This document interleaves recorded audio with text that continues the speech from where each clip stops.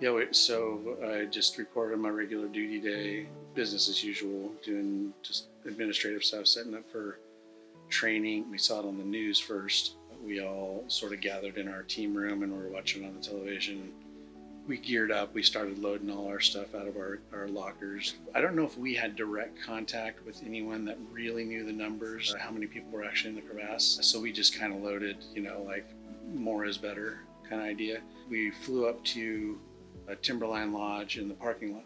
We offloaded our extra gear that we found out that we didn't need. Overall, the aircraft was too heavy to operate in that environment, to fly up where the crevasse was, that altitude, without getting into really narrow power margins. After we took off, we got notification that one of the patients might have what's called a tension pneumothorax, which that can go sideways really quick. So we recalculated the numbers and found that we could be up there, but we were really tight on power. This is part of the job where you roll the dice and go, really hope it comes up, our way, because we are hanging out now.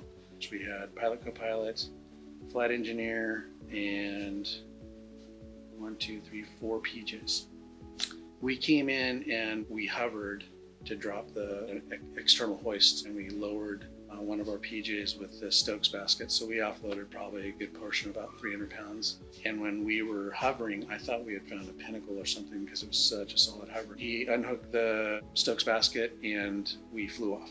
So he was packaging up our patient, and our procedure was we would lower the cable down and the person would take the cable and hook it into whatever they're doing. In this case, he hooked it to the Stokes basket. Meanwhile, we play out cable when we sort of move off again, so we're not blasting them with rotor wash and snow.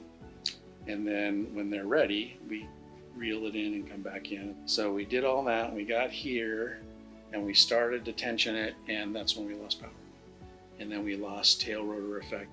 The normal emergency procedure in this situation would be you turn the nose downhill and gain speed, and thus gaining power and lift. But because we had our person on the hoist, we would have drugged them.